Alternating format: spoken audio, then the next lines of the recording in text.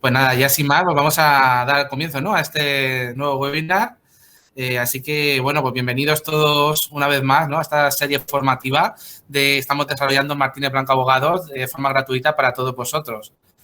Antes que nada, agradeceros como siempre vuestra asistencia, el poder haber sacado un ratito de vuestra rutina, de vuestro hueco, de día a día de vuestro tiempo para poder pasar un ratito con nosotros, informaros, ¿no?, de cómo está el panorama judicial y en cuanto a las reclamaciones, en este caso bancarias, un tema que ya os adelanto que a nosotros nos apasiona.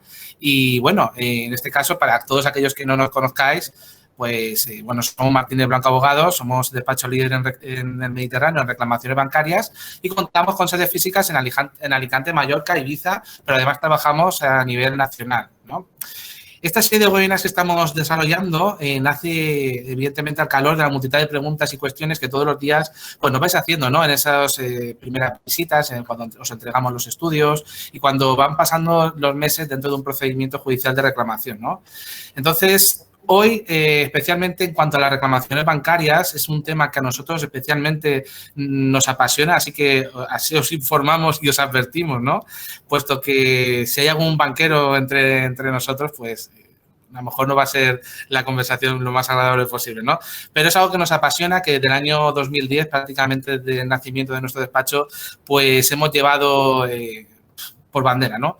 Hemos ido luchando contra ellos y, en este caso, todas las prácticas bancarias que nos parecían que, evidentemente, eran abusivas, pues las hemos luchado, hemos rebatido y no solo en primera instancia contra ellos, sino en segunda instancia ante el Tribunal Supremo, audiencias provinciales y, como sabéis, ante el Tribunal Europeo.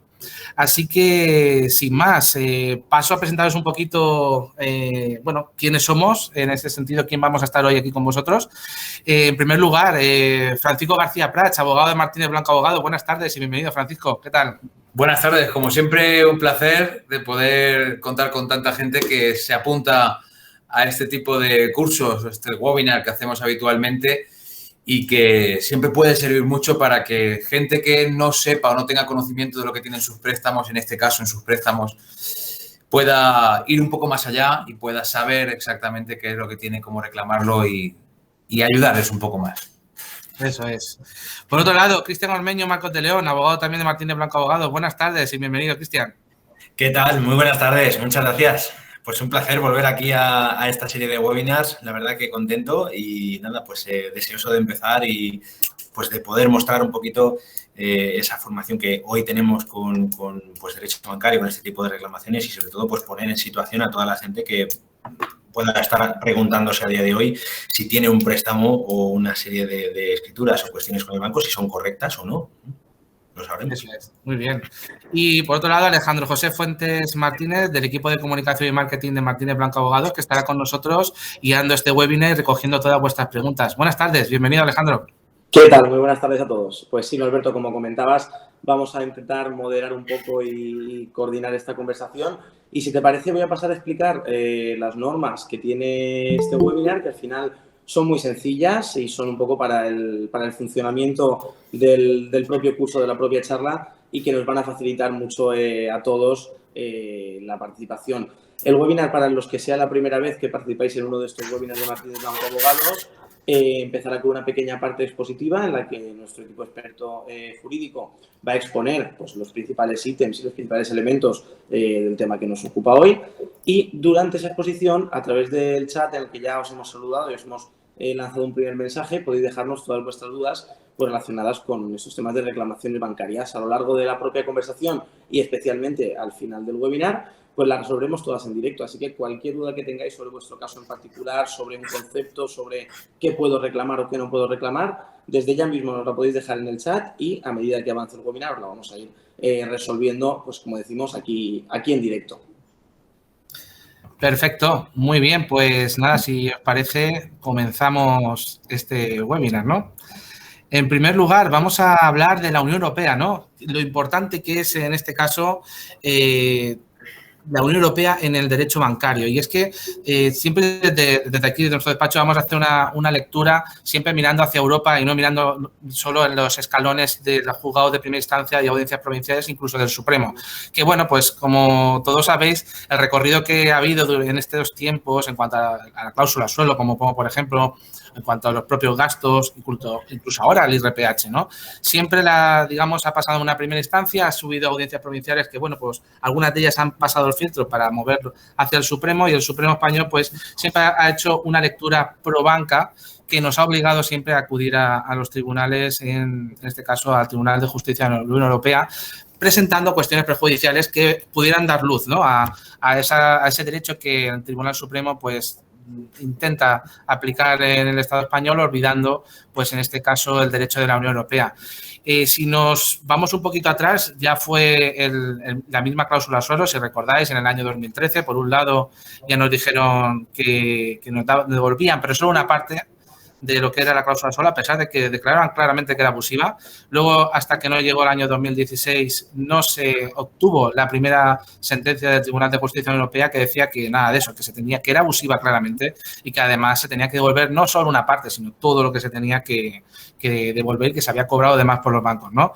Igualmente ha pasado con el tema de los gastos hipotecarios, una cuestión que, como sabéis, una cuestión prejudicial que Martínez Blanco Abogados solicitamos y que tuvimos la suerte y la oportunidad de poder defender a nivel nacional ante el Tribunal Europeo, y gracias a ella obtuvimos la sentencia. Hace escasos días hicimos el cumplimiento de un año de esa sentencia, del 16 de julio de 2021, de la sentencia del Tribunal Europeo, que resolvía la cuestión 224 del año 2019. Si recordáis esta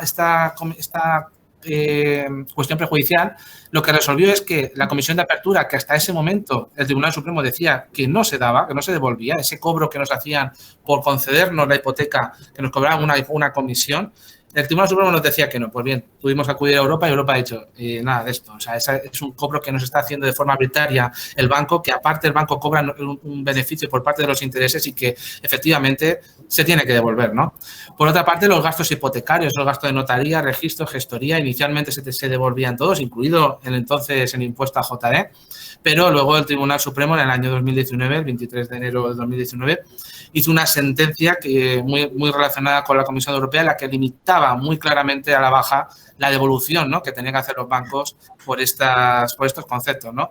Igualmente, el Tribunal Europeo nos dio la razón en la sentencia y gracias a ello hemos podido conseguir el 50% de notaría, pero además el 100% de registro de la propiedad, el 100% de la gestoría y el 100% de la tasación. Entonces, es verdad que el impuesto, que era uno de los más importantes, si bien es cierto que no nos dio la razón, era de prever, pero aún así estamos satisfechos y contentos de que además se haya podido ganar.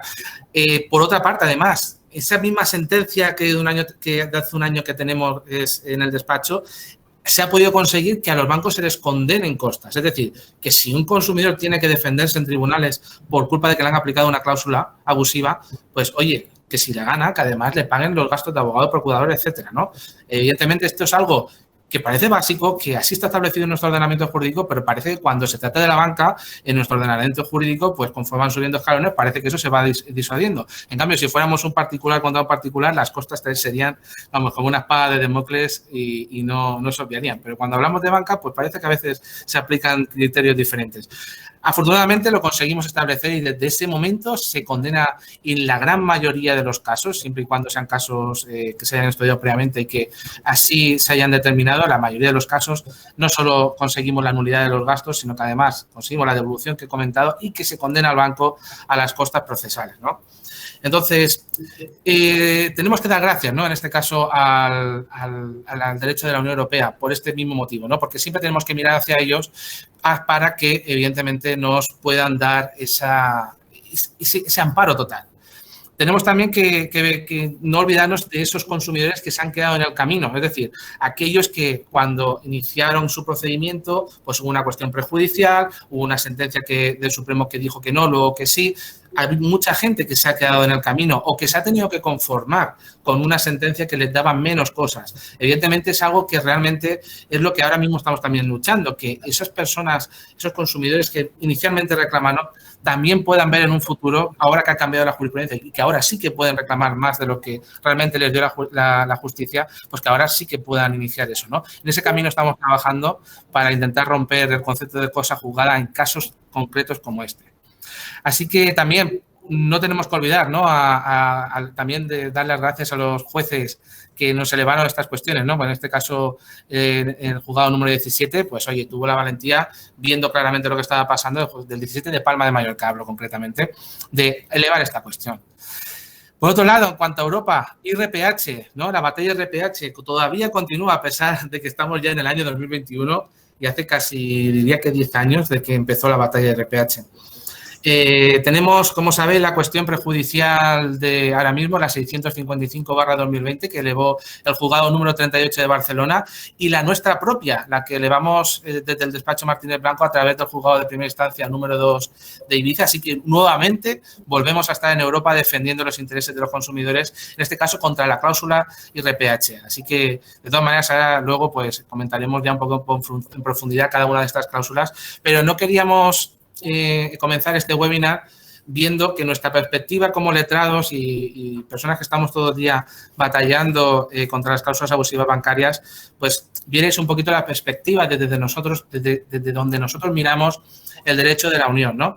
Porque para nosotros es vital y esto no todos los letrados o no todos los juristas lo pueden compartir, ¿no? Entonces es algo que de nuestro punto de vista y así hasta ahora se ha demostrado que es la única efectividad y la única garantía, por mal que suene, que tenemos, es el derecho de la Unión Europea. Así que, sin más, si os parece, vamos a pasar a comentar ya la primera cláusula de ella. Vamos a hablar de las más importantes, no vamos a hablar de todas, evidentemente, porque hay hasta 30 cláusulas abusivas, pero sí vamos a hablar de las principales, de aquellas que son las más perjudiciales y las que ahora mismo tienen más actualidad, ¿no? En este caso vamos a empezar, si os parece, sobre el IRPH. El IRPH, como sabéis, es un índice de referencia que se aplica en las hipotecas. Es un índice de referencia que únicamente existe en España. De hecho, le llamamos internamente el índice ibérico, como muchos conocéis. Y, claro, evidentemente, este índice de referencia es claramente abusivo. Pero es claramente abusivo, ¿por qué? Porque también la mayoría de las hipotecas están referenciadas a otro índice, que como sabéis es el Euribor. Pero ¿por qué el IRPH sí que es más abusivo? Pues evidentemente, en primer lugar, por la manipulabilidad que tiene el IRPH frente al resto de índices. Es decir, aquí cualquier entidad financiera tiene el mismo peso a la hora de decir y establecer el IRPH que cualquier otra entidad que tuviera mayor peso. Es decir, una entidad financiera que dé 100 préstamos a un 4% de interés tiene el mismo peso que una entidad que ha dado 1.000 préstamos a un 1% de interés. ¿Esto qué hace? Que luego se haga una media sin ponderar de los tipos aplicados. ¿Por lo que ¿qué va a ocurrir? Que vamos a tener siempre un interés mucho mayor que el Euribor, que es el que todos tenemos y el que normalmente creemos estar contratando, ¿no? Así que eso por un lado, no es a diferencia de lo que es el Euribor, que como sabéis está evidentemente todo bien controlado. Hay un Banco Central Europeo que en este caso determina que todos los datos que se han pasado para establecer una media ponderada en cuanto al índice de Euribor sea correcto. En el caso del IRPH no lo tenemos, aunque aquí sí que tenemos el Banco de España, pero el Banco de España simplemente se limita a publicar, ni siquiera hace ningún tipo de labor de control en cuanto a que si ese tipo que corresponde aplicar es correcto o no es correcto. Se limita a publicarlo, se aplica y chimpún. Entonces, evidentemente, ese índice aquí en España es manipulable. Ya Europa nos lo viene diciendo desde el año 2012 y 2013, que esto era abusivo y que tenía que cambiar. Y luego, lo más importante, ¿por qué también es abusivo? Por la falta de transparencia, evidentemente. Si tenemos un índice de referencia, que nosotros cuando partimos de la base, ¿vale? Me pongo como consumidor, vamos a contratar un préstamo, evidentemente lo que queremos es estar contratando un índice de referencia con un tipo de interés. Oye, pues nos aplicaremos el Euribor más un punto o el Euribor más un punto y medio, lo que hayamos negociado con la entidad. Pero evidentemente siempre vamos a tener la garantía por lo menos la sensación de que estamos contratando el Euribor. Si nosotros no somos expertos financieramente en préstamos hipotecarios, evidentemente, ¿cómo vamos a ver qué significa el IRPH? si no lo aplican en una hipoteca. Evidentemente, aquí está el gran defraude, ¿no?, que hay en cuanto al IRPH. Aquí existe la obligación por parte del banco de informar previamente cómo se iba a comportar el IRPH y cómo se comporta en comparación el Euribor, para que, oye, mira, yo vas a tener una hipoteca que vas a estar pagando X, pero, oye, en comparación con otros los índices que la mayoría tienen, pues vas a estar pagando mucha más cuantía, ¿no? Pues a partir de ese momento es cuando el consumidor puede adoptar, ¿no?, una decisión responsable y coherente con lo que va a firmar. Aquí, evidentemente, como sabéis, el banco no hizo absolutamente nada, absolutamente nada.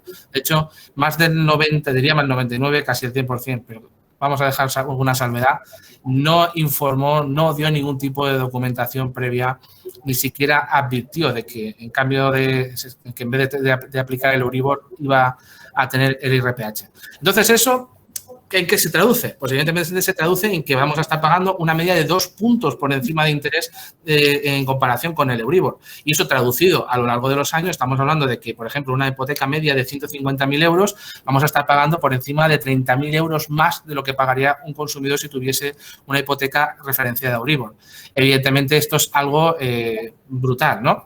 Pero, por otro lado, evidentemente, al pagar más intereses, el capital, pues evidentemente, va a tardar más en devolverse. Entonces, vamos a estar pagando más años a un tipo de interés mucho más elevado y durante mucho más tiempo. Entonces, evidentemente, esta es la lucha principal que estamos siguiendo los afectados por el IRPH en cuanto a la abusividad del mismo, ¿no? Entonces, claro, aquí tenemos que volver a recorrer ese camino que hemos comentado con el tema de la cláusula suelo y también con el tema que hemos comentado de la cláusula de gastos, etcétera, ¿no, Fran? Principalmente, aquí también hemos tenido ese vaivén de recorridos jurisprudenciales, pero que afortunadamente pues nos encontramos ahora mismo a la espera de una nueva resolución de Europa. Cuéntanos un poquito. Es cierto, hemos tenido un recorrido que ha sido como mínimo errático, como los gastos, como la cláusula suelo, como siempre. ¿Por qué? Porque en España, como tú decías antes, tenemos un Tribunal Supremo al que tenemos que ver siempre, por supuesto, pero por suerte, en derecho de consumo, tenemos siempre por encima de ese Tribunal Supremo el Tribunal de Justicia de la Unión Europea, que, como tú ya explicabas antes, es un tribunal que se encarga de explicarnos, interpretar esa normativa que viene de la Unión Europea, que se aplica directamente dentro de nuestra regulación y de nuestra normativa, y que si fuese una normativa española, como hemos visto hace muy poco con el tema del estado de alarma que se declaró a causa del COVID, habría interpretado el Tribunal Constitucional, que con esa sentencia ya vemos que es un órgano prácticamente político en España y que, ya decía, por suerte en España tenemos ese Tribunal de Justicia de la Unión Europea para todas las medidas en cuanto a consumo. Bueno, la evolución, muy brevemente, es muy fácil de poder ver cuál ha sido la evolución que ha tenido todo esto. En primer lugar, tenemos una sentencia del Tribunal Supremo en 2017 que venía a interpretar todas las sentencias anteriores. Esto venía aproximadamente del 2013-2014, de casos en los que se había visto que había clientes que estaban pagando mucho más de lo que pagaban sus vecinos, por ejemplo, y se buscaba esa famosa cláusula suelo que se conocía. Y en esos préstamos no había cláusula suelo, se encontraba ese IRPH. Era un índice de referencia mucho más alto y, lógicamente, se empezó a reclamar porque esos clientes descubrieron en ese momento que tenían IRPH. Salió la primera sentencia del Tribunal Supremo que interpretaba la conocida cláusula IRPH después de esas sentencias, y era la sentencia 669/2017. En esa sentencia decía que el IRPH no podía ser objeto de control de transparencia debido a que la normativa directamente excluía el análisis de transparencia de cláusulas que se refiriesen a normativa. Es decir, no vamos a analizar una normativa por otra normativa. Lógicamente, lo que se hablaba, lo que se impugnaba o se atacaba por parte de los abogados que defendíamos a los consumidores no era el IRPH en sí, sino la cláusula que imponía el IRPH dentro del préstamo hipotecario. Y, curiosamente, el Tribunal Supremo no lo había entendido. Bueno, justo después de esta sentencia se elevó una nueva cuestión prejudicial, esa cuestión prejudicial a la que ya nos estábamos acostumbrando, como veíamos la de la cláusula suelo, era la cuestión prejudicial C-125/2018 elevada desde el Juzgado de Primera Instancia número 38 de Barcelona. Hacían unas preguntas interesantes en las que bueno, se planteaba, entre otras cosas, si se podía analizar la transparencia del IRPH, a lo que el Tribunal de Justicia de la Unión Europea nos dio respuesta el día 3 de marzo de 2020, exactamente, y nos dijo que, efectivamente, en una cláusula que imponía un índice de referencia sin ningún tipo de problema, se podía hacer un análisis de transparencia. Y no solo eso, sino que además iba más allá y nos decía cómo hacer el análisis de transparencia y decía que nos recordaba que había una normativa en España de 1994 que decía que se nos tenía que informar a los consumidores debidamente, y el Tribunal de Justicia dijo, bueno, con una evolución de los 2 años anteriores en cuanto a lo que había sido el IRPH en comparación con otro índice. Bueno, esto era clarísimo. Para la mayoría de la gente que nos dedicamos a esta profesión, veíamos que aquí se terminaba todo. Sin embargo, el Tribunal Supremo emitió una nueva sentencia el 21 de octubre de 2020 y esa nueva sentencia interpretaba lo que era transparente o no era transparente y decía efectivamente que el IRPH no había sido explicado de forma transparente a ese consumidor concreto, pero decía que la abusividad no se producía porque no había un perjuicio efectivamente sufrido por ese consumidor. Esto es algo que rozó lo absurdo de nuevo. Luego hablaremos de la evolución jurídica de los gastos de formalización, donde veremos otra cosa absurda. Pero aquí teníamos otro punto absurdo porque cualquier persona, sin ser abogado, ni siquiera sin tener conocimientos en cuanto a leyes, tendría que saber que la palabra abusividad, la falta de transparencia, automáticamente va a conllevar abusividad, porque si hay una falta de transparencia, si yo he cogido algo sin ser informado de eso, es muy fácil que me cause un perjuicio, aunque no sea económico. Y así lo ha determinado muchas veces el Tribunal Supremo. Y así, por ejemplo, ahora a raíz de esto, si te parece, Norberto, me gustaría que hablases también un poco de las multidivisas en cuanto a esto, porque realmente con la interpretación que hace el Tribunal de Justicia de la Unión Europea y el Tribunal Supremo en cuanto a las multidivisas, si lo aplicamos de forma mutada, por así decir, se dice en el latinajo mutatis mutandi, al caso del IRPH, tendríamos directamente una abusividad por la aplicación de una cláusula de forma no transparente, por falta de transparencia. Es directo. Pero bueno, voy a hacer un pequeño resumen de sentencias muy interesantes posteriores a la sentencia del Tribunal de Justicia de la Unión Europea y posteriores también a la sentencia del Tribunal Supremo, que son contradictorias con la sentencia del Tribunal Supremo, lo que ya nos da un poco la guía de que, oye, hay jueces y magistrados que ya saben que la sentencia del Tribunal Supremo no tiene sentido y por eso se plantea esa nueva cuestión prejudicial de la que hablaré. Hablo de la sentencia de Barcelona 655-2020, perdón, esa es la cuestión prejudicial, ahora lo comento. La sentencia de la Audiencia Provincial de Barcelona, sentencia de la Audiencia Provincial de Álava, de Málaga, de Tarragona, de Valencia y muchísimas más de audiencias provinciales. No hablo de juzgados, que si hablo de juzgados son innumerables. Pero hablando solo de audiencias provinciales, el territorio es muy grande en el que se han mostrado rebeldes contra esa sentencia del Tribunal Supremo. Y bueno, esa rebeldía a la sentencia del Tribunal Supremo se ha traducido en 2 cuestiones prejudiciales nuevas. Una que es la 655-2020 del Juzgado de Primera Instancia número 38 de Barcelona y otra también muy importante que esa es a la que le tenemos especial cariño porque la hemos planteado directamente nosotros desde el Juzgado de Primera Instancia número 2 de Ibiza, que es la 79/2021. Esta cuestión prejudicial entendemos que es muy importante porque no solo se queda en si hay una abusividad o no hay una abusividad, va un poco más allá y le preguntamos sobre muchísimas cosas al Tribunal de Justicia de la Unión Europea y no dudamos que va a tener un efecto totalmente positivo en todos estos casos. A raíz de esto, hay muchos jueces que están planteando la suspensión de los procedimientos en los casos en los que todavía consideran que el Tribunal de Justicia de la Unión Europea no se han pronunciado. Hay otros muchísimos jueces que consideran que ese pronunciamiento desde Europa no es necesario, por lo que entienden que pueden.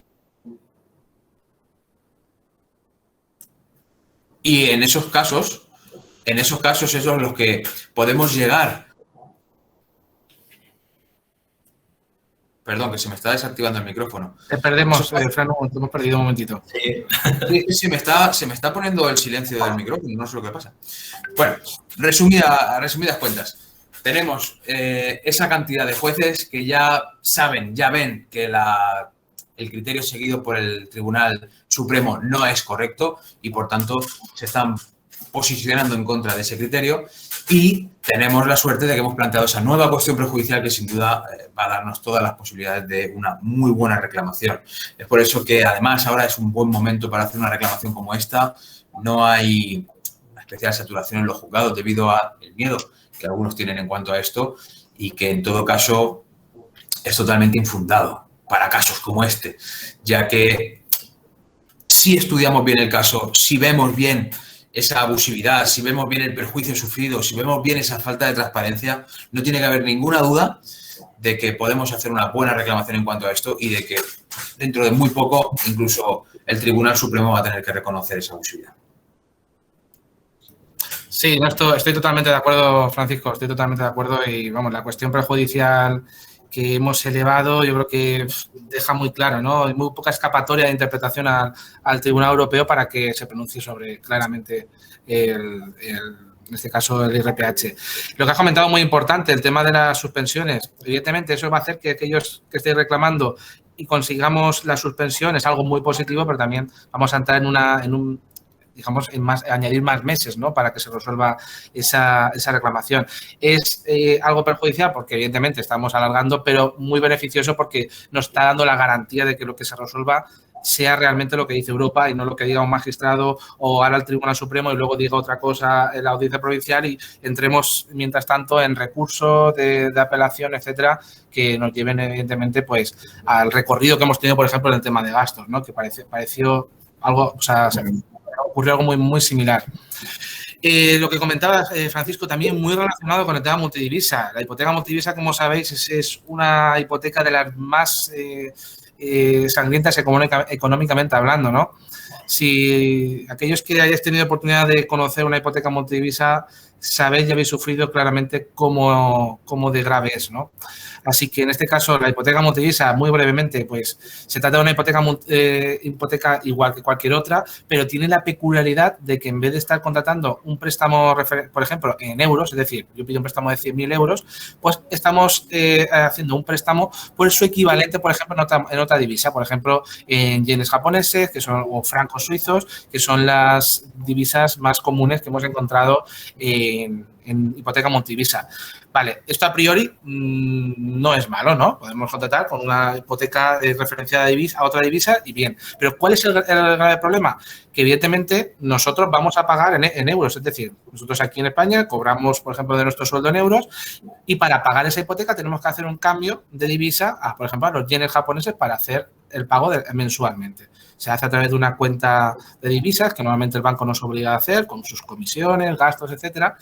Y claro, ¿dónde viene el gran perjuicio? De que realmente, como sabéis, las divisas fluctúan, suben, bajan y evidentemente el cambio del euro, por ejemplo, euro-yen, ahora no es igual que hace 2 o 3 años o lo que pueda ser dentro de 1 o 2 años después. Entonces, ¿qué es lo que ocurre? Que inicialmente te estamos contratando o estamos pensando que tenemos una obligación de devolver 100.000 euros, que es lo que inicialmente nos ha prestado, pero evidentemente si sube o baja el yen japonés o la divisa que tengamos, pues también nos va a afectar al capital que tengamos que devolver.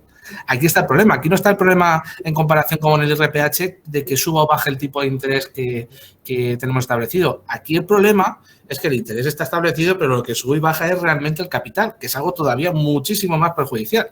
Entonces, aquí, ¿qué es lo que se han encontrado la mayoría de afectados? Porque de contratar una hipoteca de 100.000 euros, no solo pagando todos los meses con sus gastos, sus comisiones por ese cambio de divisa, etcétera, pues han podido ver cómo su capital aumentaba, pero exponencialmente. A lo mejor una hipoteca de 100 se podía convertir en 200.000 euros al cabo de los 2 años.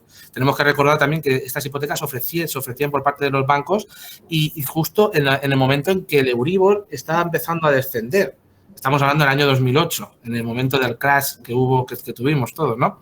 Entonces, claro, evidentemente en ese momento había una volatilidad en cuanto a las divisas brutal y eso hizo que muchísima gente dijera, bueno, pues yo que conozco de divisas o yo que puedo conocer de divisas, pues puede ser que en el cambio me beneficie. Pero claro, ¿quién le informó de que podía pasar a la inversa? De que si subía la divisa, por ejemplo, del yen respecto al euro, iba a verse totalmente en contra, es decir, que iba a pagar muchísimo más capital del que realmente había iniciado. Entonces, esto es uno de los principales riesgos, ¿no? El principal riesgo que tiene la hipoteca multidivisa. Y aquí, en el mismo sentido que hablábamos en el IRPH, el banco está obligado de informar previamente de todos estos riesgos, de que efectivamente si subía o si bajaba la divisa, pues también iba a subir el capital o iba a bajar el capital que tenían que devolver.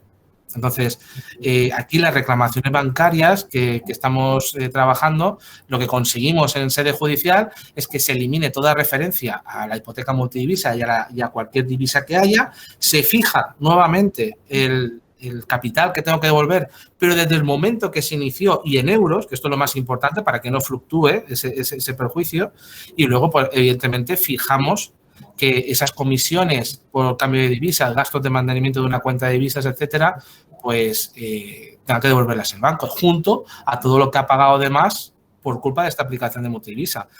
Recordaros, una hipoteca multidivisa, para que os hagáis una idea de lo brutal que puede ocasionar en una economía familiar, de una hipoteca media de 150.000 euros, las devoluciones medias están pasando los 70.000 euros. Imaginaros la gran cuchillo que significa para una economía familiar una hipoteca multidivisa. Y igual que comentaba Fran antes, Fran, si quieres igualmente hilamos el tema de por qué aquí se le da un trato que el Tribunal Supremo lo vio claro, también a raíz de una sentencia, hay que recordar, una sentencia de un tribunal rumano que elevó esa cuestión prejudicial al Tribunal Europeo y luego tuvo que adaptarla el Tribunal Supremo, pero que inicialmente también intentaba sortear a la banca, ¿no? Este camino. Y, por ejemplo, y antes de poder enlazarlo con el IRPH, a mí me gustaría también recordar, Norberto, dos apuntes muy breves. El primero es que, como bien decías antes, la mayoría de préstamos multidivisa que ofertaban los bancos, porque directamente los ofertaban ellos, aquí en la mayoría de ocasiones nadie buscaba un préstamo multidivisa, la mayoría de ocasiones se firmaban en torno a 2007-2008, que era el momento en el que empezaba a devaluarse enormemente el euro. En aquel momento de crisis inmobiliaria brutal que vivíamos en casi toda Europa, pues en ese momento eran el momento en el que más préstamos multidivisa se firmaron, con lo cual, evidentemente, pues da una sensación extraña de que el banco, que es el principal personaje en esa relación contractual, de quien debe asesorar al cliente, no solo es una parte contractual, sino también debe de cumplir con ese deber de información, pues evidentemente entre el cliente y el banco es el banco el que tiene que cumplir con esos requisitos de transparencia e informar de esa previsión, porque es quien tiene esos recursos, ¿no? A la hora de comprobar cuál es el valor del euro comparado con otras divisas, al final quien lo tiene son los bancos, ¿no? Es el principal apunte. Y un segundo apunte que también ponemos en relación con ese requisito de transparencia, en esos préstamos muchas veces existía la posibilidad de darle al cliente pues la oportunidad de volver a cambiar al euro si veía que la cosa se ponía muy fea, por así decir. Y con eso también se lavaba las manos o daba una sensación de equilibrio, como lo que nos pasaba con la cláusula suelo y la cláusula techo. En ese momento incluía una cláusula también en esa propia préstamo multidivisa, decía o daba la posibilidad al cliente de, pues si lo ves muy feo o ves que en ese momento el euro se está devaluando mucho y tu préstamo está subiendo mucho porque la divisa aumenta, pues puedes volver a cambiar al euro. En ese momento lo que no se informaba tampoco con esos préstamos multidivisa es que si en ese momento acepta el cambio el cliente, luego no va a poder verse beneficiado de que el euro suba y el préstamo baje porque esa divisa baje. Con lo cual, si en ese momento vemos que se puede poner muy feo y en lugar de ver los 150.000 euros iniciales, paso a deber 200.000, luego si me baja a 180 no me voy a poder acoger a eso, sino que ya he aceptado comerme con patatas, y perdonadme la expresión, pues ese aumento que durante estos años hemos vivido, ¿no? Son dos apuntes muy relevantes que a la hora de ver préstamos multidivisa, pues nos hemos dado cuenta de la enorme trascendencia que tiene en los préstamos de algunos clientes. Por ejemplo. Sí, realmente son apuntes muy buenos que nos dan una conclusión, y es que si eres un maestro de las finanzas, este préstamo es para ti. Pero como no seas un maestro de las finanzas, este préstamo es una trampa mortal. Porque la mayoría de los clientes es lo que decía también antes Norberto, y lo decías tú también, Cristian, son clientes que no buscaban este préstamo, se lo han encontrado y han dicho, oye, pues esto puede ser un chollo. Y casualmente los bancos, normalmente son Bankinter, La Caixa, siempre son los mismos bancos, ofrecían este tipo de préstamos a clientes con un nivel económico alto.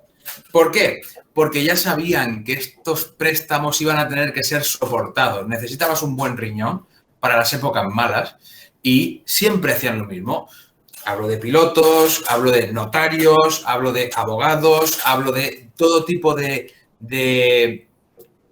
clientes que puedan tener una capacidad económica alta a la hora de aportar esos dineros, esa cantidad de euros mensuales para hacer ese cambio de divisa. Bueno, en cuanto a actualidad, la evolución jurídica de todo esto, muy brevemente, porque creo que nos estamos enrollando con esto de la multidivisa. Lo que voy a hacer rápidamente es hablar de las sentencias que han sido casi anuales. La primera de ellas ha sido en 2014, que es la que decía Norberto, de un banco rumano, que recibimos en el Tribunal de Justicia de la Unión Europea. España fue la primera que adaptó ese fallo a una sentencia en el Tribunal Supremo y emitió la sentencia 323-2015, de una sentencia de 2015, lógicamente, que nos decía que la sentencia tenía que ser interpretada de otra forma. No aplicaba la transparencia que veíamos que decía el Tribunal de Justicia de la Unión Europea. Posteriormente, el Tribunal de Justicia de la Unión Europea dictó otra sentencia en 2015 que fue totalmente desoída y nos vamos a 2017. En 2017 tenía en septiembre previsto el Tribunal Supremo emitir una sentencia sobre multidivisas y cuando se enteró de que en la misma fecha tenía el Tribunal de Justicia de la Unión Europea que dictar una sentencia en cuanto a esto, lo suspendió durante el plazo de 2 meses y esperó esa sentencia de Europa. La sentencia de Europa fue demoledora. Lo que dijo básicamente es que había incluso que coger la normativa MiFID para ese tipo de casos específicos en los que se estaba aplicando un producto especialmente complejo y que había que analizarlo como tal. Entonces, esa sentencia decía que prácticamente todas las hipotecas multidivisas iban a ser abusivas. El Tribunal Supremo, el día 15 de noviembre de 2017, dictó su sentencia y dijo lo que todos esperábamos después de mucha evolución, y es que realmente tenía que haber una muy buena información por parte de el banco. Después hemos tenido muchas sentencias sobre puntos muy casuísticos, como nosotros lo llamamos, puntos muy especiales. Es decir, un notario ha contratado un préstamo multidivisa. ¿Qué información se le tiene que dar al notario? Pues el Tribunal Supremo, después de que la Audiencia Provincial y el Juzgado de Primera Instancia de turno hayan dictado una sentencia condenando al banco, ha confirmado esto y ha dicho que, aunque sea notario, efectivamente tienes que darle toda la información que es necesaria para entender lo malo del préstamo multidivisa, igual que le estás dando lo bueno del préstamo multidivisa. Y sentencias como esta hay de pilotos de avión, hay de profesores de economía, hay de economistas directamente, abogados, notarios y demás. Es decir, por mucho que tú puedas acceder a esa información, te la tienen que suministrar. Y eso es lo que, de forma muy resumida, mira, por ejemplo, la última sentencia, la que decía del abogado, es la sentencia 155-2021, muy reciente, en la que efectivamente vemos que es un producto complejo, es un producto que hay que explicarlo y no lo han explicado. ¿Es así? Así es, tal cual. Pero bueno, una vez más, Europa nos pone el camino para poder, ¿no?, combatir esta abusividad. O por un ejemplo más, también recuerdo de un caso de que reclamaba un propio empleado de banca, que también le ha dado la razón, que el empleado de banca pues tampoco tenía por qué ser experto, a pesar de que estaba relacionado. También habría que darle un tirón de oreja al empleado de banca, pero bueno, que se va viendo el camino y que sin problema ahora mismo esta reclamación bancaria pues la tenemos bastante bien. Pasamos, si os parece, al tema de gastos hipotecarios. Cristian, cuéntanos.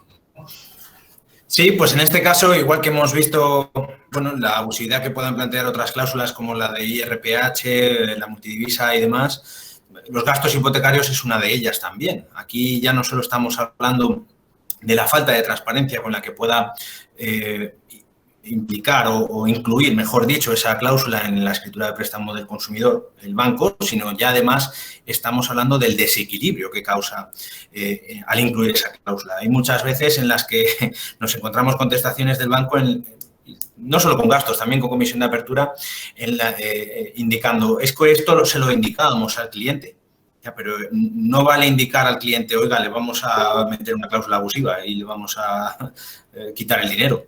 Con notificar eso no basta. Aquí de lo que se trata es de que, evidentemente, hay un perjuicio al consumidor porque es un desequilibrio que se causa entre dos partes. Aquí muchas veces se olvida que estamos ante pues, condiciones generales de la contratación, una parte más fuerte, que es la del banco, al final tiene que cumplir con una serie de requisitos porque es la parte que tiene que suministrar esa información y que al final pues, está incluyendo en multitud de préstamos, de destinatarios, con lo cual pues tiene que cumplir con más ahínco esos requisitos, ¿no?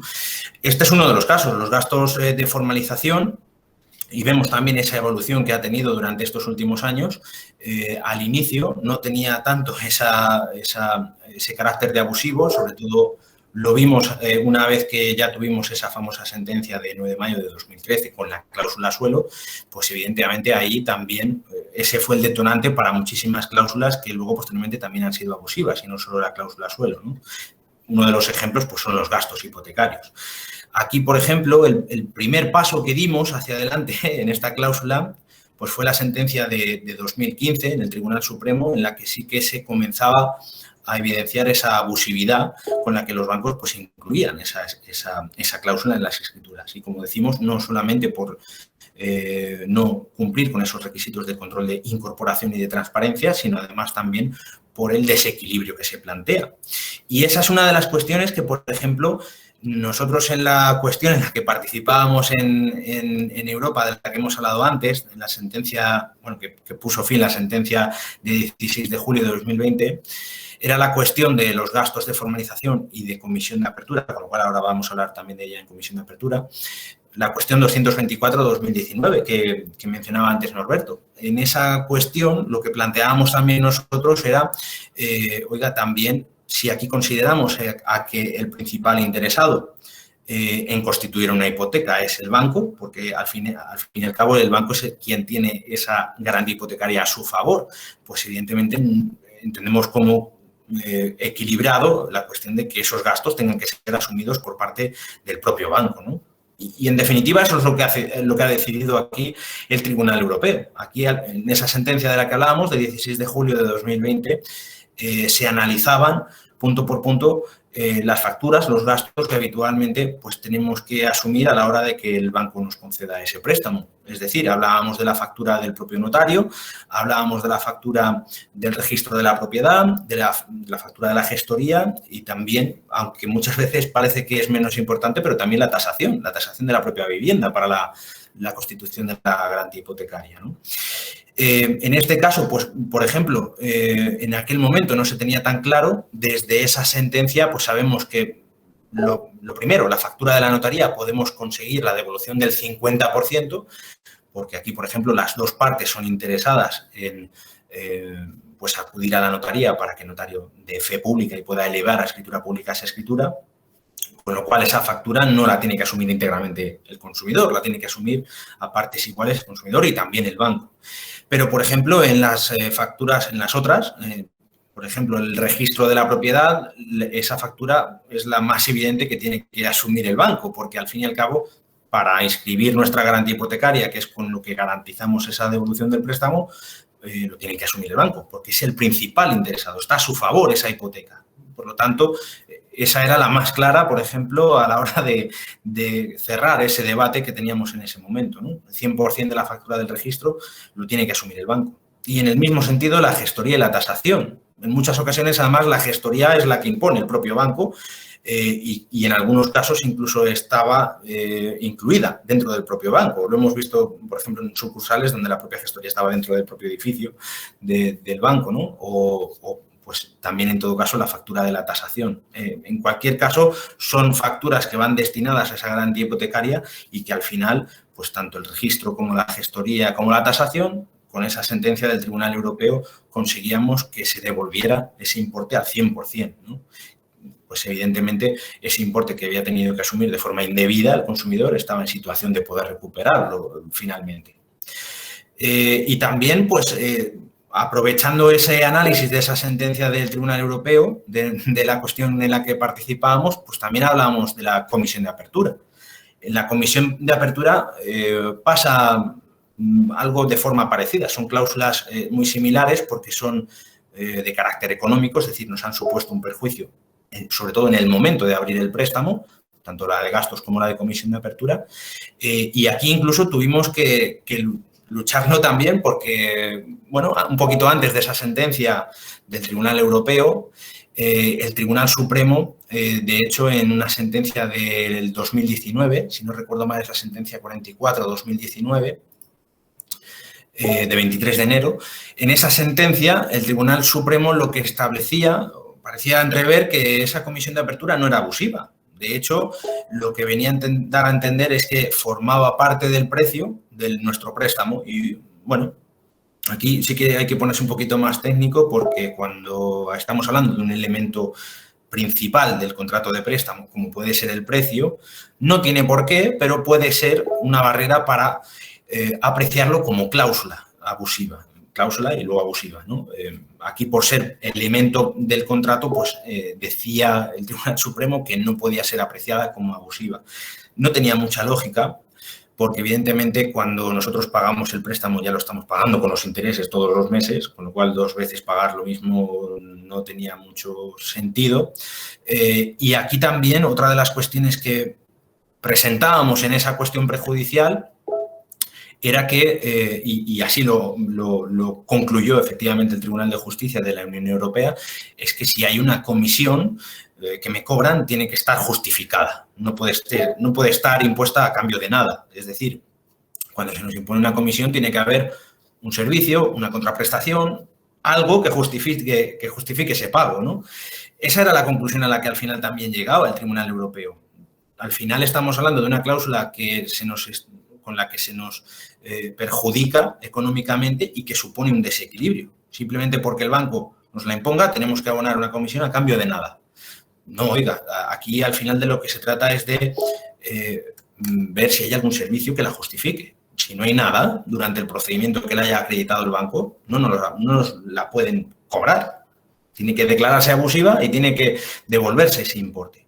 Y desde entonces, pues, después de mucha batalla, al final, con esa sentencia del Tribunal de Justicia de la Unión Europea, hemos podido ya ir cerrando ese debate tanto de gastos de formalización como de comisión de apertura y que, bueno, que a día de hoy estamos comprobando que se está aplicando no solo en los juzgados de primera instancia, sino también por parte de la audiencia provincial, ¿no? Con lo cual, pues muy contentos de que poquito a poquito al final vayamos dando pues esas victorias a los consumidores que al final pues en aquel momento tuvieron que hacer ese desembolso importante y que a día de hoy pues lo pueden recuperar. Además, con esa mención de la condena en costas que mencionaba antes Norberto, ¿no? De que en esa sentencia el Tribunal Europeo también indicaba que evidentemente si al consumidor le cuesta un dinero acudir a la vía judicial, lo que es de suyo, y también lo refleja así la Directiva 93/13, es que también se recupere lo que se invierte en la vía judicial, porque si tenemos que pagar un dinero para acudir a esa vía y luego vamos a recuperar lo que hemos invertido, el efecto disuasorio que tienen los consumidores, eso es evidente, con lo cual tenemos que hacer accesible también, tenemos que dar accesibilidad a la vía judicial. Por lo tanto, esas costas, lo que nos cuesta al acudir a la vía judicial, también a día de hoy se recupera y por eso, también lo mencionaba así Fran, es buen momento precisamente, sobre todo para estas dos cláusulas, el reclamar judicialmente esos importes que en aquel momento abonábamos, ¿no? Porque también precisamente a día de hoy el tribunal favorece esa devolución de las costas, de lo que nos cuesta el procedimiento. Bueno, y Cristian, si te parece, igual que he hecho con IRPH, igual que he hecho con multidivisa, voy a hacer un pequeño resumen de toda la jurisprudencia, en este caso de los gastos y de la comisión de apertura unidas, porque han ido siempre de la mano prácticamente, ya que a pesar de que no son la misma cláusula, ni muchísimo menos, es un gasto inicial. Así que vamos a hacer un pequeño resumen en cuanto a esto. La primera sentencia que tuvimos en cuanto a gastos de formalización viene de 23 de diciembre de 2015. Esa sentencia declaraba la nulidad de la cláusula de los gastos de formalización, pero sí que es cierto que no iba más allá y no decía qué cantidades se tenían que devolver en cuanto a notaría, gestoría y demás. Y eso lo tuvo que interpretar después cada uno de los tribunales. La mayoría de los tribunales, lógicamente, se pusieron del lado del consumidor y entendían que había que devolver los 5 importes, incluyendo el impuesto a actos jurídicos documentados. Después esta jurisprudencia fue cambiando y concretamente cambió en un punto que antes ya anticipaba muy vergonzoso para España, y es que se emitió una sentencia el 16 y el 22 de octubre de 2018 que era de la Sala Segunda y decían que el impuesto a actos jurídicos documentados no lo tenía que asumir el consumidor, lo tenía que asumir la entidad prestamista, el prestatario, la entidad financiera. Y cuando entendía esto, el Tribunal Supremo entendía que en los casos en los que se había cobrado también se podría reclamar. Así que se abría una puerta muy grande, muy buena, y que íbamos a aprovechar. Vamos a reclamar todo eso ya con una certeza total. Sin embargo, el día siguiente, el Tribunal Supremo emite una nota de prensa y dice, cuidado, que voy a cambiar el criterio. Y el 27 de noviembre de 2018 emite una nueva sentencia, esta vez la sala primera, en pleno, la sala segunda era la de lo contencioso administrativo, la parte de administración, y la sala primera es la de lo civil. Y la sala de lo civil dice que el impuesto a actos jurídicos documentados no se recupera, lo paga siempre el consumidor. Estábamos hablando de muchísimos millones de euros que ponía la banca en juego. Después de esto, nos sorprendió mucho que el Tribunal Supremo, unos par de meses después, el 23 de enero de 2019, emitiese una nueva sentencia. En esa sentencia confirmaba que el impuesto de actos jurídicos no se recuperaba por parte de los consumidores, pero además hablaba de la notaría, la gestoría, el registro, la tasación y de la comisión de apertura. Por cierto, primera vez que entra en el Tribunal Supremo. En ese momento, la notaría la reparte al 50%, la gestoría la reparte al 50%, el registro de la propiedad lo paga entero el banco, la tasación la paga entera el consumidor y el impuesto lo paga entero el consumidor. Habíamos bajado muchísimo la cantidad que podíamos llegar a reclamar y ni corto ni perezoso el Tribunal Supremo emite la sentencia en la que dice que la comisión de apertura no se puede reclamar porque forma parte del TAE y como precio del contrato no se puede analizar. Lógicamente, como ya comentaba antes Cristian y como comentaba Norberto, elevamos esa cuestión prejudicial desde el juzgado de primera instancia número 17, la cuestión C-224-2019, y esa cuestión es resuelta finalmente en julio, el 16 de julio de 2020.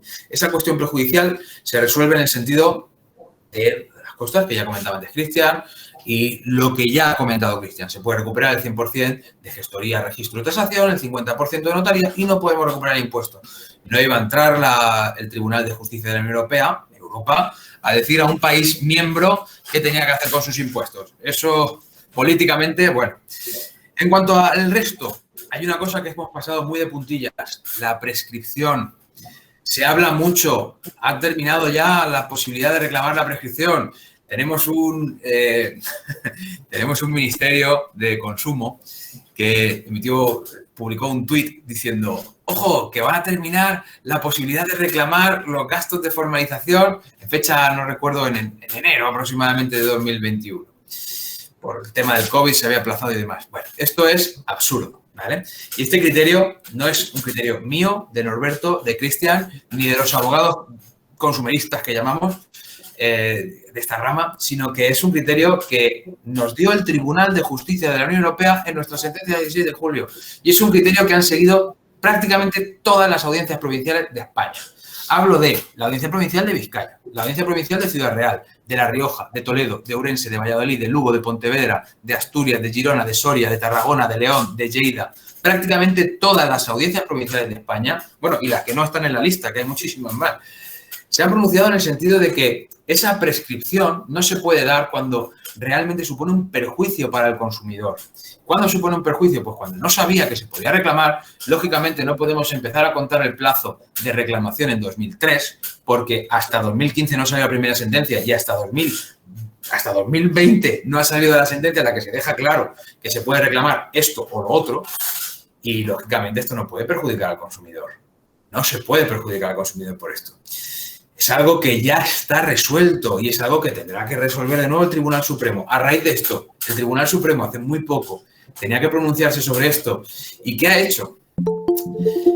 La primera vez que el Tribunal Supremo directamente plantear una cuestión prejudicial a Europa no es en el caso en el que va a darnos la razón. Es en el caso en el que se plantea, perdón, no es en el caso en el que no nos va a dar la razón, es en el caso en el que se plantea dárnosla.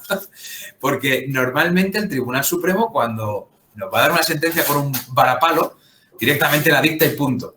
Pero en un caso en el que se lo plantea y dice, ojo, que a lo mejor los consumidores tienen razón, pues mira, vamos a hacer una cosa, vamos a plantear una cuestión prejudicial a Europa que como mínimo un año vamos a estar aquí esperando. Y eso es lo que ha hecho.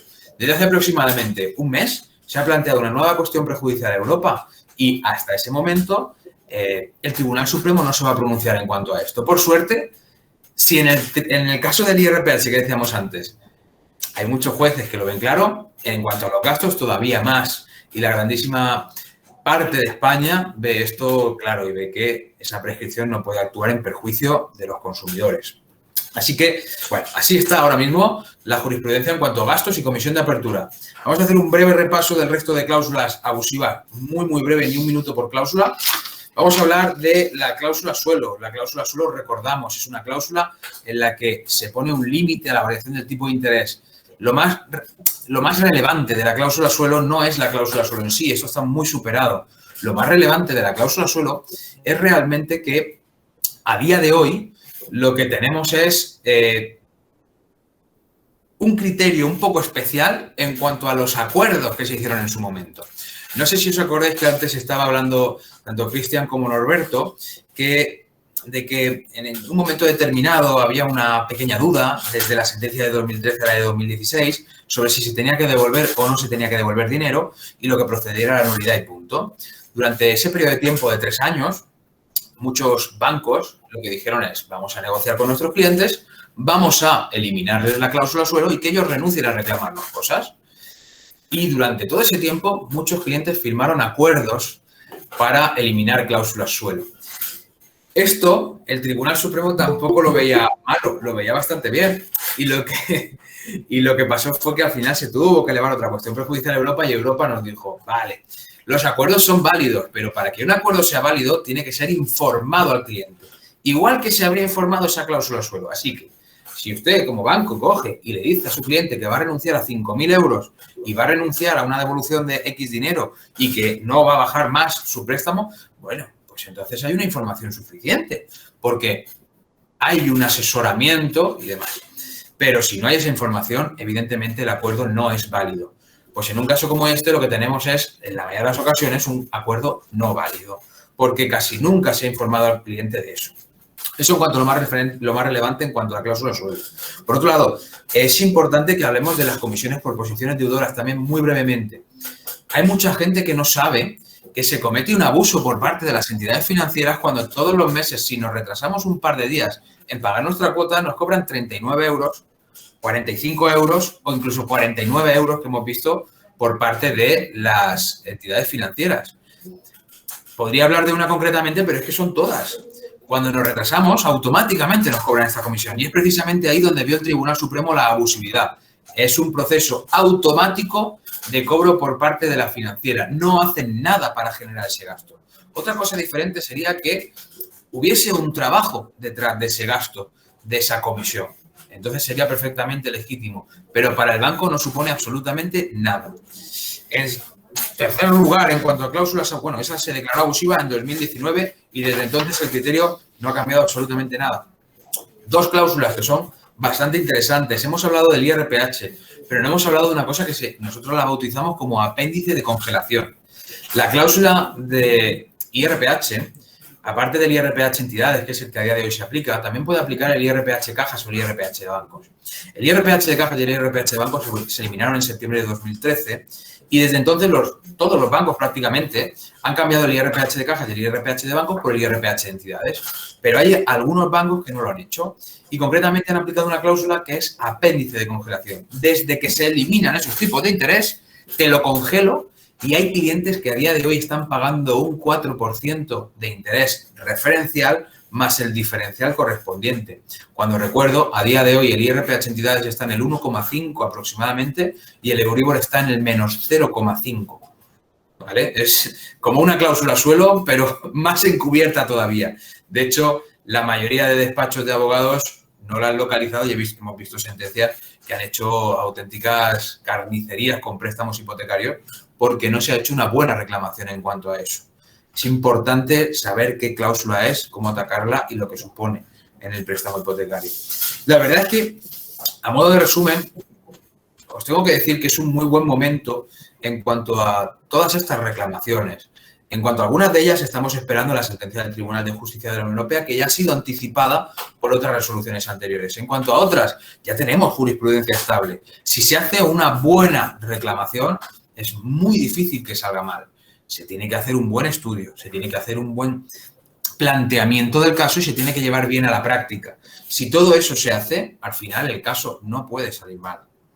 Todos estos casos en los que se plantea todo bien y se plantea hasta el final. Por eso, a día de hoy, casi todos los casos que estamos reclamando y que hemos terminado ya en la reclamación han sido casos estimatorios.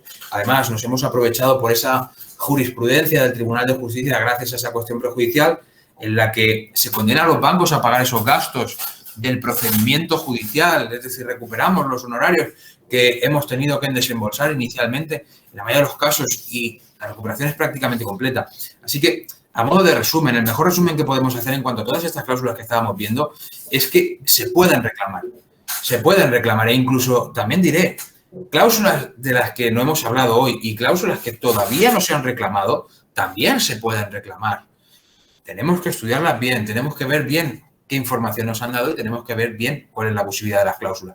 Pero a día de hoy lo más importante es que le hemos perdido ese miedo a los bancos que teníamos y hemos visto que ellos también pueden sufrir las consecuencias de una sentencia judicial que empezaron ellos con esas ejecuciones hipotecarias y que ahora estamos terminando nosotros con miles y miles de demandas por gastos, comisiones de apertura, cláusulas suelo, IRPH y la lista es eterna. Así que yo por mi parte os animo a todos los que nos estáis viendo a que podamos estudiar cada uno de los préstamos, podamos ver bien qué caso tenemos y podamos ver bien qué podemos hacer con ese préstamo para no ser siempre los que perdamos con los bancos. Muy bien. Totalmente de acuerdo, Francisco, totalmente de acuerdo. Quizás ahora sea el mejor momento, ¿no? Tras esta montaña rusa que hemos vivido, ¿no? De jurisprudencia. Pero bueno, afortunadamente ya lo tenemos, nos falta por terminar el IRPH, pero que, como tú has comentado, ¿no? Ya tenemos un poquito adelantado por otras resoluciones lo que va a pasar, ¿vale? Entonces, sin más, si os parece, Alejandro, cuéntanos, pasamos a turno de preguntas. Pues sí, así es. Nos estaban ya trasladando durante vuestra intervención varias preguntas a través del chat. Entonces, si queréis, nada, voy a pasar a leeros esas preguntas que nos trasladan y damos solución en directo pues, a las dudas de los asistentes a este webinar. Javi y Mar nos preguntaban, bueno, en primer lugar, nos daban la enhorabuena por el trabajo, que desde aquí les agradecemos, y nos preguntaban que hace unos días fue la votación y el fallo en el Supremo por la Comisión de Apertura. Decían que a día de hoy no hay ninguna nota de prensa, que no han visto nada en ningún medio sobre el tema, que podíamos nosotros avanzarles de este caso. Muy interesante la cuestión que pregunta. Gracias, Javi y Mar. Muchas gracias por vuestras palabras. Pues evidentemente el día 23 de junio, si no tengo mal la memoria, estaba previsto, como bien comentas, que se produjera la votación y fallo sobre la Comisión de Apertura, ¿no? Para poner ya punto final después de la sentencia que hemos comentado nuestra de la cuestión prejudicial, ¿no? Que era la primera que se iba a pronunciar el Supremo. Pues está previsto o sea, lo que se iba a hacer el día 23 de junio era resolver sobre la Comisión de Apertura y también sobre el tema de la prescripción. En cuanto a la prescripción, como ha comentado Francisco, ha dado una patada al balón y ha presentado una cuestión prejudicial a Europa. Y en cuanto a la Comisión de Apertura, ha dejado sobre la mesa la resolución de ese caso para que vuelva a sacar nueva fecha para poder deliberar. Así que estamos ahora mismo a la espera de la Comisión de Apertura. Pero, no obstante, tal y como ya se ha pronunciado Europa, pues entendemos que si quiere poner alguna traba sobre el camino, lo va a tener bastante complicado. En cuanto a la prescripción, como ha comentado Francisco, pues lo tenemos bastante bien. Y en este caso, como sí que iba a dar la razón a los consumidores, pues alarga un poquito más subiendo a Europa y mientras tanto, pues si quedan algunas sentencias firmes y hay gente que no sigue reclamando y se queda en una fase judicial, pues pues eso es que va ganando la banca, ¿no? Pero aún así, en cualquiera de los dos casos lo tenemos bien. De hecho, aquí, Norberto, por ejemplo, voy a añadir un punto para que se vea más evidente que cuando el Supremo tiene que dar un poquito la razón al consumidor tarda el doble porque le cuesta. Vemos aquí el principal ejemplo que hemos tenido este año, porque hay otra cuestión ya resuelta recientemente que me parece que se interpuso desde un tribunal eslovaco precisamente de la prescripción, porque en ese derecho nacional, en Eslovaquia, el plazo de prescripción no era tan largo como aquí en España, que teníamos esa barrera de los 15 años que es la que estamos debatiendo. Allí, por ejemplo, se planteaban en el derecho nacional 3 años. Y en esa sentencia del Tribunal de Justicia de la Unión Europea ya se establecía que evidentemente no se tenía que tener en cuenta ese plazo de prescripción porque estábamos ante acción de nulidad de condiciones generales de la contratación y, por lo tanto, se tenía que tener en cuenta también el derecho al consumidor, de que no se podía vulnerar ese principio de efectividad, de no vincular su contrato a esa existencia de cláusulas abusivas, si ese era el caso, ¿no? Bueno, pues aquí, aunque el Tribunal Supremo sabe que ya hay una cuestión súper reciente, porque es de 22 de abril de 2021, y que ha puesto, es la que resuelve la cuestión C-485-2019, pues es una sentencia de hace apenas 4 meses o 3 meses, y aún así pues la ha interpuesto, ¿no? Es el modo que tiene el Tribunal Supremo de dar la razón, pero sin darla y tardando el doble de lo que se debería, ¿no? Y aquí, por ejemplo, lo hemos visto también en otras ocasiones, como lo que ha pasado con lo que pasó en Multidivisa, por ejemplo, y comparándolo con el IRPH, ¿no? Pues el tema que comentáis de la prescripción es, sin duda, yo creo que uno de los temas que más nos han preguntado durante toda la semana en redes sociales, una de las cuestiones que más preocupaban a la gente al respecto de estos gastos hipotecarios. Y, de hecho, aunque ya lo hemos tratado tanto en la exposición como ahora mismo acabamos de hacer un pequeño análisis, por dar una respuesta más concreta a María Alba, que nos preguntaba que su hipoteca referenciada al IRPH termina el mes de agosto de 2021, es decir, termina dentro de nada, termina en unas semanas. Quiere saber si puede reclamar igualmente al banco una vez ella termine de pagar este préstamo y liquide su hipoteca. Evidentemente sí. Evidentemente sí. A ver, ¿puedo reclamar al banco después de terminar de pagar la hipoteca? La respuesta es sí, en caso de que pueda reclamar al banco. Eso también es importante. Si una vez realizado un estudio del caso determinamos que la posibilidad de reclamación está encima de la mesa, el plazo de prescripción no actuaría en un caso como ese de forma corta, ¿vale? Hablamos siempre de forma corta, corto plazo. Evidentemente, si esperamos 10 años para hacer una reclamación sobre ese préstamo que terminará en agosto de 2021, no sabemos cómo puede estar la jurisprudencia en ese momento, porque siempre hablamos con la normativa y la jurisprudencia que en este momento tenemos encima de la mesa. Si en un futuro cambia, evidentemente puede cambiar esa viabilidad en esa reclamación. Lo que está claro es que si hoy iniciamos una reclamación en cuanto a ese préstamo hipotecario, la jurisprudencia y la ley que se aplicará será la que tengamos ahora encima de la mesa. La jurisprudencia, sí que es verdad que el Tribunal Supremo puede cambiar su criterio a raíz del Tribunal de Justicia de la Unión Europea, pero la normativa no va a cambiar. Y esto es importante porque antes hablábamos del plazo, decía Cristian, el plazo de 15, de 5 años. Eso es un cambio legislativo que hubo. Antes había un plazo para reclamaciones que no tuviesen un plazo asignado de 15 años en las reclamaciones. Después, se cambió en 2015, se cambió ese plazo a 5 años. No sabemos si dentro de un año el gobierno cambia esto, bueno, el órgano legislativo cambia esto y el plazo de 5 años se lo lleva a 1 año y medio. Es que no lo podemos saber. Entonces, lo mejor es no dejarlo pasar, no esperar demasiado y, como yo siempre digo, sin prisa pero sin pausa para este tipo de reclamaciones. Y más cuando tenemos un préstamo que va a vencer ya. Ahora es cuando podemos determinar exactamente cuál es la cantidad que se ha pagado de más, ya que el préstamo está totalmente liquidado. No vamos a tener un pago a futuro de más, porque el préstamo está totalmente liquidado y todo lo que vayamos a tener es positivo. Así que yo les recomiendo iniciarlo cuanto antes, pero, lo dicho, sin prisa, pero sin pausa. Pues, por otro lado, Fran, también nos preguntaban acerca de esas sentencias del Tribunal Supremo y del Tribunal Europeo que estabais comentando que podían tener unos largos plazos, ¿no?, de tiempo. Vicent Vila nos decía si es posible denunciar al Supremo por eludir las sentencias del Tribunal Europeo? Muy buena pregunta también en este caso. Pues en este caso lo que estamos valorando es, evidentemente, si el Tribunal Supremo nos está dictando una jurisprudencia que es contraria al derecho de la Unión Europea y por el camino, mientras que se aclara el Tribunal Supremo de lo que tiene que realmente aplicar, hay sentencias que perjudican al consumidor, pues aquí se puede abrir la puerta a que haya una responsabilidad patrimonial directa de este caso del Estado, ¿no? Esa es una de las vías que se está abriendo. Por ejemplo, en el caso del IRPH es muy claro. Hay una sentencia que se dictó el 3 de marzo de 2020 y aún así todavía hemos tenido que acudir a una segunda cuestión prejudicial porque el Tribunal Supremo, entre ambas, ha hecho una interpretación un poco torticera de lo que dice la sentencia europea. Pues evidentemente aquí, desde que se dicta la sentencia europea, pues aquí claramente puede haber una responsabilidad patrimonial del Estado en cuanto a aquellos consumidores que les esté afectando la aplicación de esa doctrina actual del Supremo, pues aquí sí que tendrían esa posibilidad. Es algo que también se está trabajando para que no solo esas personas, sino todos aquellos que, pues imagínate, cuando iniciaron la reclamación de gastos hace 2 años, pues se daban ciertas cuantías, ahora se dan muchas más, pero imagínate que algún consumidor se conformó en su momento con lo que había, porque la jurisprudencia y los juzgados decían que eso es lo correcto.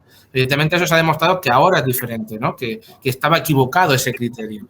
Pues evidentemente aquí hay un perjuicio, claro, ¿no? Entonces, aquí lo que estamos luchando es para que también se reconozca esa responsabilidad patrimonial por ese desacierto, ¿no?, de la Administración de Justicia en estos casos. Pues sí, te contesto la pregunta, sí que se puede denunciar en caso de que haya un perjuicio, siempre y cuando hay que estudiarlo y siempre y cuando el Tribunal Europeo se haya pronunciado ya previamente, es cuando más claro lo podemos tener para poder denunciar al Supremo, demandar al Supremo, sería lo correcto. Ojo, que Norberto no se refiere a eso que hicieron, bueno, que alguien hizo en su momento en cuanto a la denuncia que se presentó directamente contra los magistrados del Tribunal Supremo. No es eso. No, efectivamente, no me refiero a eso, si no me sabe explicar, pero no me refiero a demandar. Eso es. A demandar por el perjuicio económico que se está causando, perjuicio económico o lo que sea, directamente, no a los magistrados, porque los magistrados, pues, en teoría son libres de poder aplicar, tienen independencia judicial y pueden aplicar a su criterio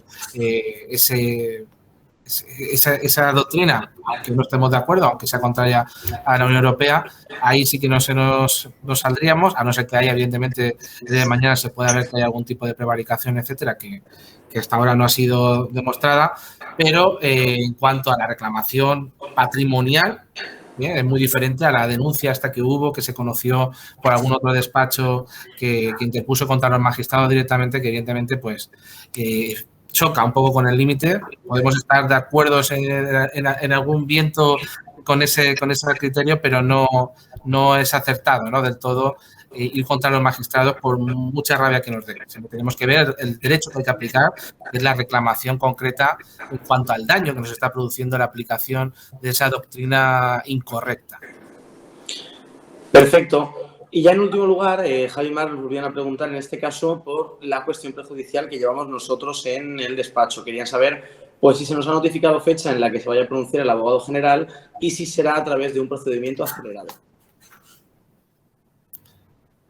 Bueno, pues en este caso tenemos, por un lado, la cuestión prejudicial que nos fue admitida en enero de este año, se fue presentada a finales del 2020, fue elevada a principios por el juzgado de número 2 de Ibiza, que es el que nosotros defendemos a nuestro cliente, que es cliente de UCI, de la Unión de Créditos Financieros, y posteriormente se le asignó por parte del Tribunal Europeo la cuestión número 79/2021.